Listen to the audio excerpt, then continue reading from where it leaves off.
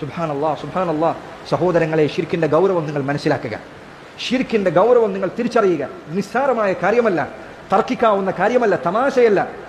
ഇവിടെ നിന്ന് വാദപ്രതിവാദങ്ങളും തമാശകളും കളിചിരിയുമായി ആരാണ് ജയിച്ചത് എന്ന തർക്കത്തിൽ വിടേണ്ട കാര്യമല്ല ഇത്. ഇത് സംഭവിച്ചു കഴിഞ്ഞാൽ തിരിച്ചു വരാൻ കഴിയാത്ത അബദ്ധമാണ്, ഗുരുതരമായ വിഷയമാണിത്.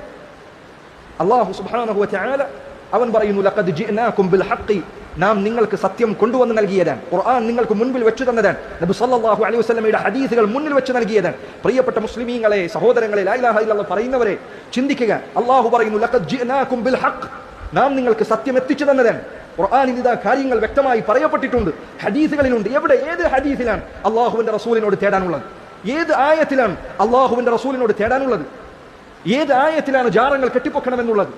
ഏത് ആയത്തിലാണ് മഖ്ബറകൾ ഉണ്ടാക്കണം, അത് ഇബാദത്താണ് എന്നുള്ളത്? പ്രിയപ്പെട്ട മുസ്ലിമീങ്ങളെ, അവരോടാണ് ആദ്യമായി പറയാനുള്ളത്. അതിനുശേഷമാണ് ഇസ്ലാമിന് പുറത്തുള്ളവരോട് പറയേണ്ടത്. ലാ ഇലാഹ ഇല്ലല്ലാഹ് പറയുന്നവരെ, ഇത് ഗൗരവപ്പെട്ട കാര്യമാണ്. അല്ലാഹു പറയും, ലഖദ് ജിഅനാകും ബിൽ ഹഖ് വഇന്നകും വലാകിന്ന അക്സറകും ലിൽ ഹഖ് കാരിഹൂൻ, നാം നിങ്ങൾക്ക് സത്യം വ്യക്തമാക്കി തന്നതാണ്, എന്നാൽ നിങ്ങൾ സത്യത്തോട് വെറുപ്പുള്ളവരായിരുന്നു. ഖുർആനിലെ ആയത്തുകൾ നിങ്ങൾ കേട്ടപ്പോൾ, ഹദീസുകൾ നിങ്ങൾ കേട്ടപ്പോൾ അതിനോട് നിങ്ങൾ വെറുപ്പ് കാണിക്കുകയാണ് ചെയ്തത്.